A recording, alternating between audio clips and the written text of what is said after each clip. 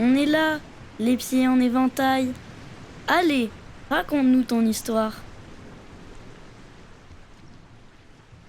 Dans la collection À chaque mois son histoire, voici le 6e volume, celui du mois de juin, à lire les pieds en éventail. Musique, écrit et illustré à partir de dessins d'enfants. Il y a bien longtemps, les frères Grimm ont conté une histoire qui se passait dans le nord de l'Allemagne, dans une ville du nom de Hamelin. Cette ville avait été envahie par une multitude de rats. C'est un jeune homme qui les fit fuir en jouant de sa flûte enchantée. Malheureusement, on ne voulut pas le récompenser comme promis. Alors cette même flûte et ce même jeune homme attirèrent tous les enfants en dehors de la ville et on ne les revit plus jamais. Selon la légende, on ne retrouva ni les rats, une bonne chose, ni les enfants, ni le jeune homme, ni la flûte. Pourtant, bien des années plus tard, une flûte du même genre, qui lui ressemblait vraiment beaucoup, petite, joyeuse, énergique, se réveilla d'une très longue période d'inactivité. Elle se demandait ce qu'elle faisait là, au bord d'un ravin, dans une forêt noire et profonde, seule et abandonnée de tous. Elle décida de prendre la route et de rechercher de la compagnie. En effet, sa plus grande frayeur n'était pas d'être perdue, mais plutôt d'être seule. Notre amie la flûte suivit d'abord le bord du ravin, puis descendit un petit sentier au travers de la forêt, prête à découvrir de nouveaux horizons. Elle marcha longtemps, très longtemps, pour arriver un beau jour à proximité d'une maison en bois semblable à un chalet. Elle s'approcha et aperçut ce qui avait dû être autrefois un jardin potager entouré d'une barrière en bois un peu bancale. Cette maison avait l'air inhabitée, abandonnée. Ce que la flûte ne savait pas, c'est qu'elle avait voyagé très longtemps pour arriver dans ce pays appelé Russie, et que cette curieuse petite maison s'appelait une isba. Normalement, des gens pauvres mais travailleurs habitaient ce genre de maison et menaient une vie de labeur dans les champs, souvent dans le froid. Cette isba était effectivement abandonnée depuis plusieurs années. Son dernier habitant était mort seul, sans héritier, avec pour unique compagnon son violon. De son vivant, il jouait de belles et langoureuses mélodies qui exprimaient toute sa tristesse d'être seul. Quand notre amie la flûte s'approcha de l'isba, ce qu'elle vit en premier fut cet étui noir avec une drôle de forme couché devant la porte. Elle joua 3 petites notes de musique qui faisaient penser à Qui es-tu? Immédiatement, le violon qui dormait à l'intérieur de l'étui se réveilla et répondit Je suis le violon, et comme toi, je joue de la musique. Veux-tu venir jouer avec moi demanda alors la flûte. Bien sûr, avec plaisir. À nous deux, on formera un duo. Aussitôt dit, aussitôt fait. Les 2 amis s'accordèrent si bien qu'ils jouèrent ensemble tout en prenant la route vers de nouveaux horizons. Ils marchèrent longtemps, très longtemps, traversant des plaines très froides, puis des montagnes enneigées, pour arriver à proximité d'un immense temple tibétain de couleur jaune et rouge. Ils s'approchèrent de la porte principale et virent à gauche de celle-ci un énorme gong accroché à un socle. « Hep, vous là-bas !» dit le gong en les voyant passer. « Approchez, n'ayez pas peur. Vous jouez de la musique? Vous avez l'air joyeux? Moi, je suis seul ici.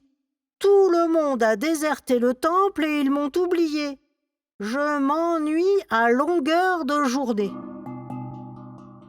Veux-tu venir jouer avec nous?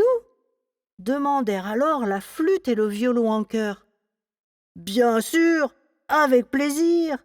Aidez-moi à me détacher et je vous suis. À nous trois, on formera un trio. Aussitôt dit, aussitôt fait. Les trois amis s'accordèrent si bien qu'ils jouèrent ensemble tout en prenant la route vers de nouveaux horizons.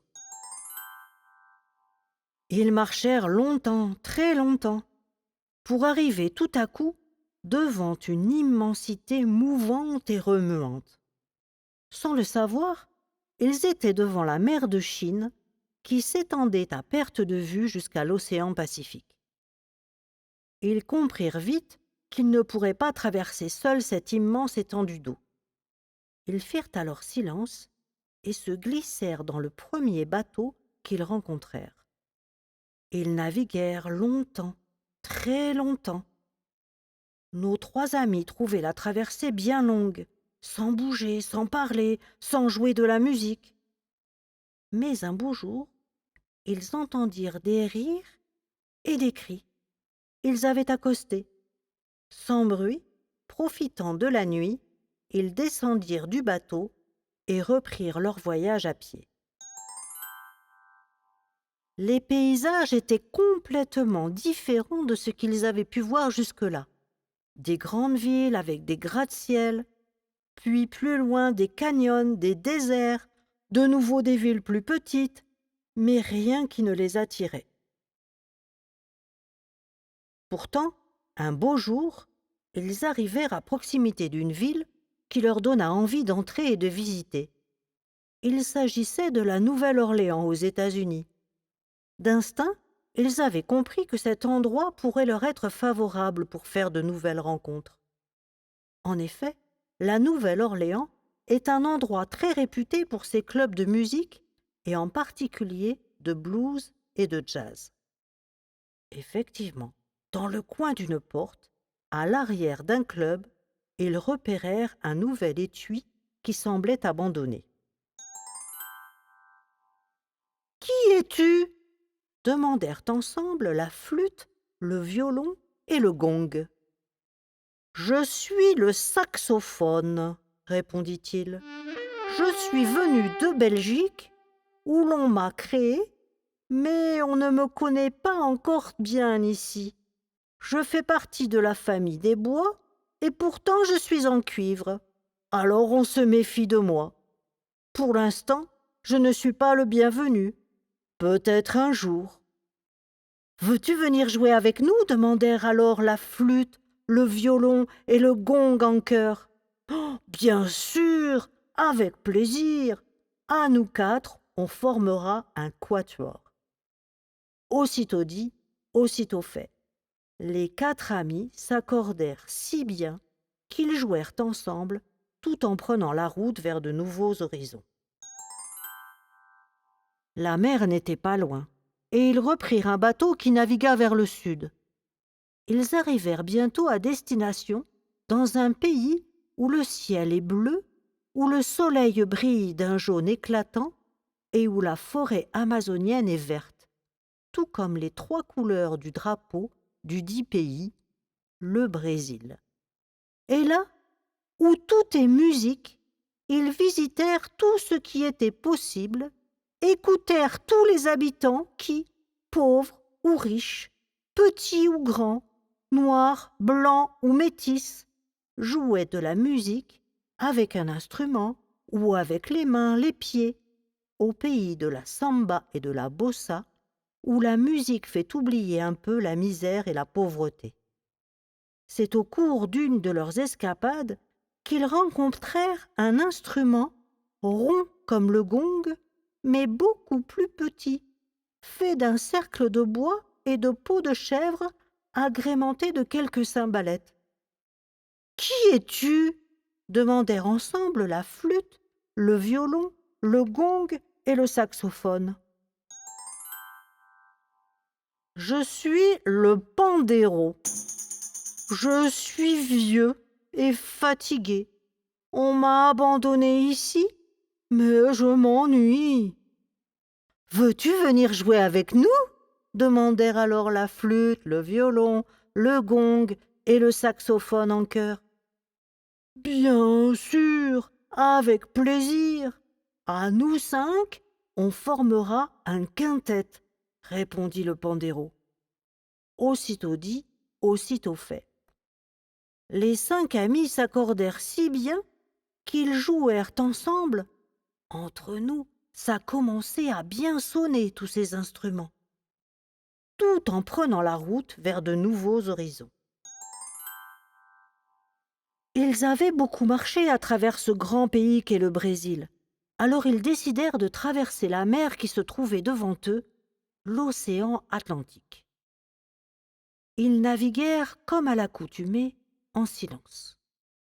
Au bout de nombreux jours, ils arrivèrent en vue des côtes africaines. Ils débarquèrent dans un pays chaud, très chaud, appelé le Sénégal. Ils marchèrent pour arriver bientôt dans un petit village où la calebasse était à l'honneur. Ils découvrirent ce gros fruit aux multiples usages. Quand il est jeune, on peut le consommer comme une courgette. Sinon, il est utilisé séché pour sa forme, pour fabriquer des ustensiles de cuisine ou des caisses de résonance pour faire de la musique. Et c'est là, dans ce petit village perdu, qu'ils découvrirent un magnifique instrument de musique, tout de bois vêtu, fait de lames de bois dur sous lesquelles étaient fixées des calebasses séchées, soigneusement évidées, un balafon. « Qui êtes-vous » demanda le balafon en voyant arriver cette étrange troupe. « Nous sommes des instruments de musique. »« Moi aussi !» s'écria le balafon. « On tape harmonieusement sur mes lames de bois, le son est amplifié par les calebasses. On m'appelle balafon, car bala veut dire instrument et fon signifie sonne. Moi aussi je suis un instrument de musique. Veux-tu venir jouer avec nous? Demandèrent alors la flûte, le violon, le gong, le saxophone et le pandéro en chœur. Bien sûr, avec plaisir. À nous 6, on formera un sextuor, répondit le balafon. Aussitôt dit, aussitôt fait. Les 6 amis s'accordèrent si bien qu'ils jouèrent ensemble tout en prenant la route vers de nouveaux horizons. Emportés par l'allégresse, ils marchèrent en direction du nord. Ils traversèrent un étroit passage maritime appelé détroit de Gibraltar et arrivèrent bientôt aux portes d'une immense ville appelée Grenade. Ils étaient arrivés en Espagne, au pays du flamenco, des chants et de la guitare. Et c'est justement aux portes de l'Alhambra qu'ils descendirent une étroite ruelle où travaillaient des luthiers, chacun dans leur atelier.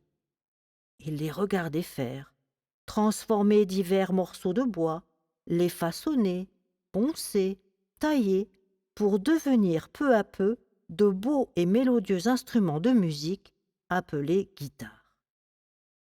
Ils ne virent pas s'approcher l'une d'entre elles, un peu vieille et un peu fatiguée, qui devait avoir beaucoup d'expérience. « Bonjour, dit-elle, que cherchez-vous ?»« Nous découvrons ces ateliers, » répondirent la flûte, le violon, le gong, le saxophone, le pandéro et le balafon. « Toi aussi tu as été fabriqué ici ?»« Oui, répondit-elle, je suis une guitare. »« Veux-tu venir jouer avec nous ?» demandèrent alors la flûte, le violon, le gong, le saxophone, le pandéro et le balafon en chœur. « Je ne suis plus d'une grande utilité ici. Ils m'ont remplacé depuis longtemps. »« D'accord, j'accepte, bien sûr, avec plaisir. À nous 7, on formera un septuor, répondit la guitare. Aussitôt dit, aussitôt fait. Les 7 amis s'accordèrent si bien qu'ils jouèrent ensemble tout en prenant la route vers de nouveaux horizons, en suivant de petits chemins toujours vers le nord. Enfin, au bout d'un long périple, ils arrivèrent en vue d'une immense ville de laquelle se détachait bien haut dans le ciel une magnifique tour tout en fer de 300 mètres de hauteur. C'était la Tour Eiffel. Ils étaient arrivés à Paris, une grande et belle ville faite d'animations, de cabarets, de restaurants et de clubs. C'est justement après avoir traversé la Seine, puis les Champs-Élysées, qu'ils arrivèrent aux abords du palais de l'Élysée. Ils continuèrent, en ouvrant bien grandes leurs oreilles, car ils entendaient un son, une musique qui les fascinait et qui manquait à l'harmonie de leur groupe. Ils arrivèrent alors devant un cabaret parisien qui portait un drôle de nom, le Bœuf sur le toit.